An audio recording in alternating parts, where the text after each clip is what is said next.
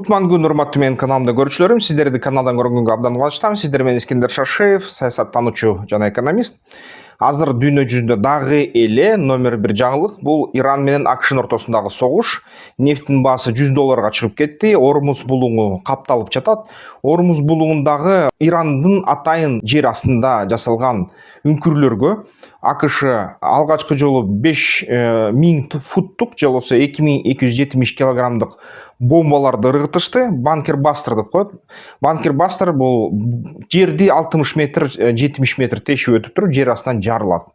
Анан ушинтип алар ошол жердеги катылган ракеталардын санынан кыскартканга аракет кылды жана Ормуз булуңун ачканга аракет кылды. Бирок ал нерсе көп мындай пайда алып келген жок деп айтып атышат. Сарапчылар анткени айтып атат, бул бир эле ушундай жерди жардырышты, мындай жерлер дагы көп болуш керек деп айтып жатышат.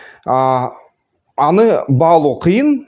Кантсе да Тегеранда эми-кечекти бүгүнкү күнү ошол ураган имараттарды тазалап жатышат. Анын арасынан ошол өлгөндөрдүн денелерин чыгарып атышат. Бул деген Ресалат деген район Тегеранда. Анын ичинде Али Лариджанинин денесин табышты. Али Лариджани Иран үчүн бул бир кездеги Бакиевдин администрациясына Садыркуловдой адам болгон да, бизде мисалы үчүн. Же болбосо ошо Орусияда бир кездерде ошо көп нерсени чечип койгон Сурков сыяктуу да, ошо Вайно сыяктуу адамдары. Бул деген администрациянын башкаруучусу, бул деген бийликти түзүп чыккан Лариджани. Жана мындайын айтканда Лариджанинин акылы менен ушул азыркы КСИРдин системасы, бүт башкаруу системалары курулган. Ал бүт ошо серый кардинал десек болот.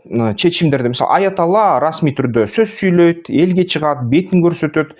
Бирок Аяталла буйрукту ыргыткандан кийин ал буйрукту ким аткарат? Аны аткаруучу Лариджани болчу. Ол аткаруучу чынжырын толугу менен ушуну кармап турган колунда жана көп нерселерди чеччи. Керек болсо ошо Путиндин кишилери менен сүйлөшүп, Индиянын кишилери менен, Кытайдын кишилери менен сүйлөшүп, жогорку деңгээлдеги көп маселелерди башкарчы. Ошентип дипломатиялык суроолорду чеччи, ресурс суроолорду чеччи. Дал ошол Лариджанинин колунда эң чоң бийлик болчу. Мындайын атканда, эгерде ошол Лариджани мындай кааласа, Аяталланын ордун эле ээлемек же Пезешкиянын ордун ээлемек, бирок Пезешкиянга караганда Лариджанинин бийлиги жогорураак болгон да.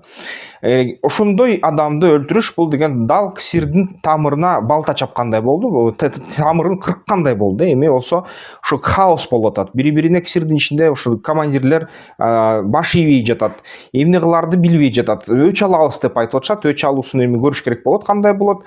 Пезешкиян Масуд болсо, президент айтып атат, мен деген ошол Мочтаба Хаменеи менен жолугушууну сурайм дейт. Жолугуп туруп ошол кызматтан кетеримди суранам, ошол кызматын тапшырам дейт. Башка кишини шайлагыла менин ордума. Ал нерсеге эмне түрткү болду? Израилдик чалгындарга кимдир бирөөлөр ошо Пезешкиянын жүрүм турумун, жандагы кишилердин бүт маалыматты бериптир дагы. Азыркы тапта Израиль ошо Пезешкиянды жок кылганга даярданып жатат да. Эгерде ошол силер токтолбосоңор, жок кылабыз деп атат. Бирок эң кызыктуусу ошол Ормуз булуңу бекилгенден кийин нефттин баасы азырынча тал ушул мен азыр сүйлөп атканда $112 болуп кетти. Brent маркасы бир баррель үчүн. Бул нерсени чечкенге Трамп бир нече өлкөнү чакырды, Евробиримдик чакырды, жүргүлө дейт.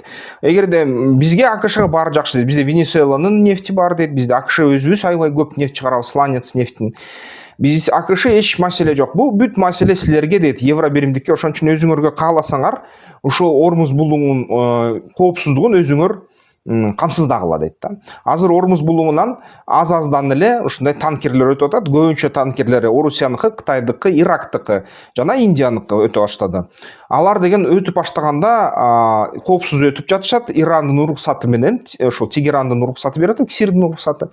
Анан албетте кайсы бир төлөм төлөп атышат да. Мисалы үчүн ошол Британиядагы Lloyd фирмасы страховканы аябай кымбат кылып иди. Ирандар сураган төлөм андан ылдыйраак. Ошон үчүн алар ошол Ирандан түшкөн мындай суроо талабына аткарып, акчасын төлөп өтүп кетип атышат. бирок башка өлкөлөр, евро биримдиктин өлкөлөрү макул болгон жок ушул нерсеге, Трампка согушка катышканы. Германия айтты, бул биздин согуш эмес, биз эч кандай түрүнө катышпайбыз деп ошол Мерц Фридрих айтып чыкты. Италия да каршы чыкты, Мелани, Япония да каршы чыкты, катышпайбыз дейт.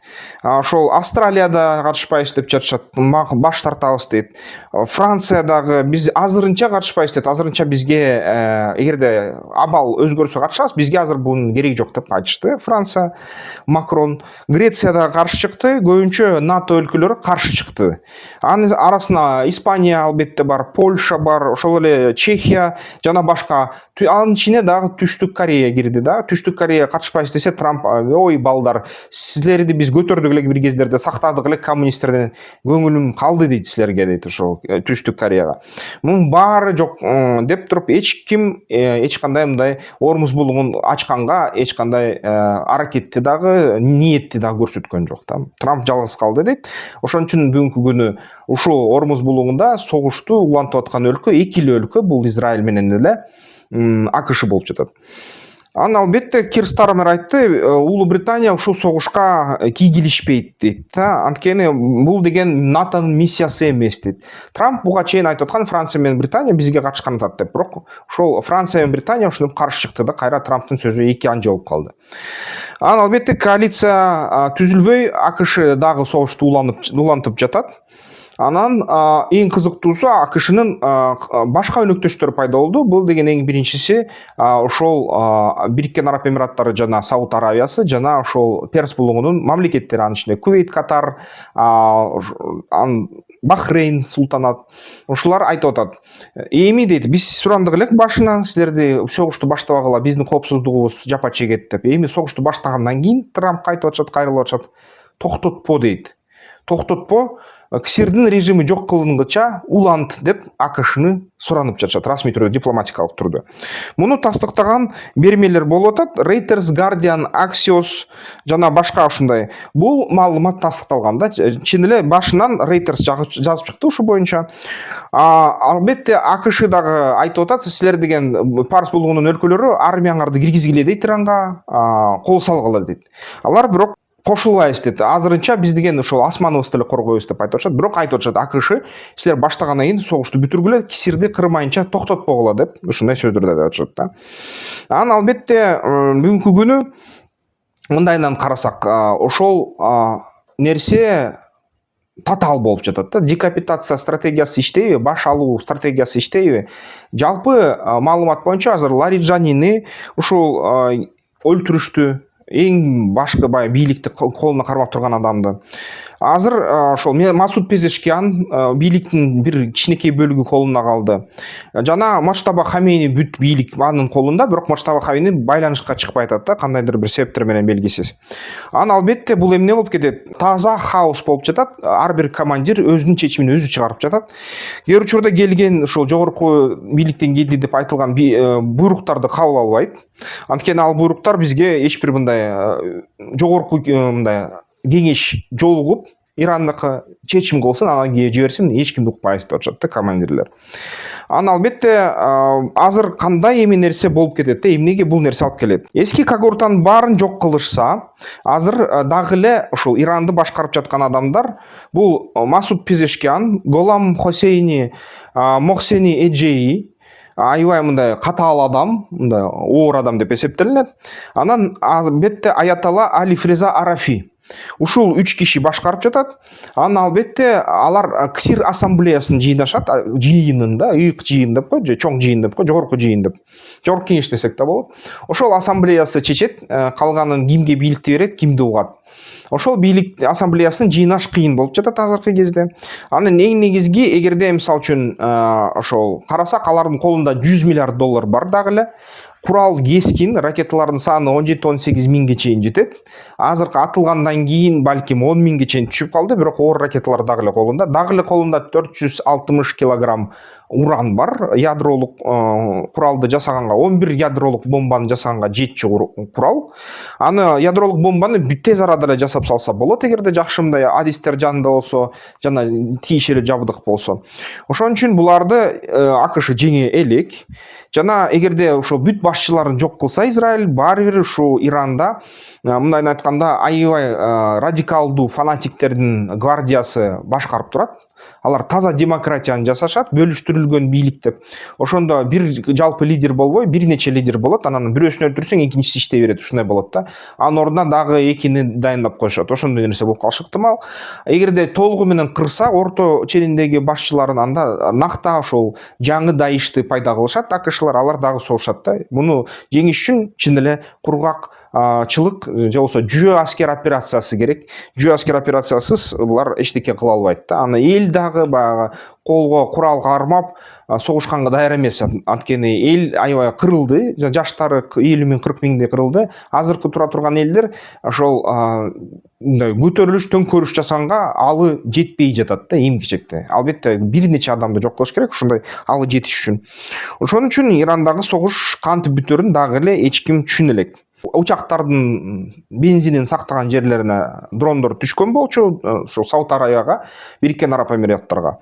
Аны албетте ушул жерден бир нече ошол радарларга дагы атылган болчу. Ошол Патриот Тат деген радарларга соккулар болду Иран тарабынан.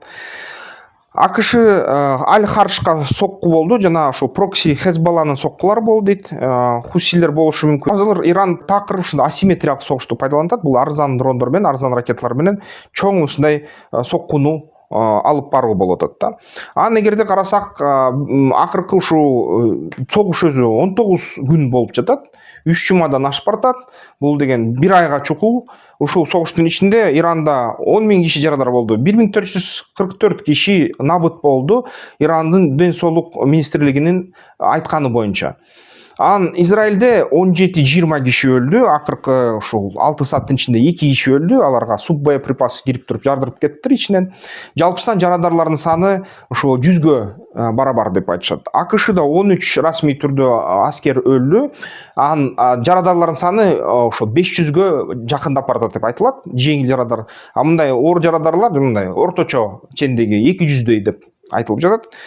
Ошол Бириккен Араб Эмираттарында 21 киши каза болду, бирок бир нече адам, жүздөгөн адамдар ошол жаракат болду, бирок ал маалыматты жарыялаганга шашпайт да, мисалы Бириккен Араб Эмираттар жана Сауд Арабиясы. Режимдин коллапсы жок, Пезешкиан бийликтен кетем деп атат. Али Лариджани өлдү, бирок калганы Арефи дагы эле ордунда. Жана башка ушул аяталлардын ассамблеясы толук Иранда. Ошон үчүн бул нерсе узак убакытка созулуп кетиши ыктымал. Баягы чарчатуучу согуш деп аталат да. Кайсы тарап биринчи чарчайт экен, ошол жеңилет.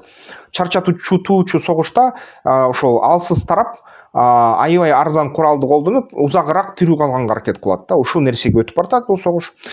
Сиздерде пикириңер болсо комментарийге жазгыла, ошол кандай эмне болор экен деп.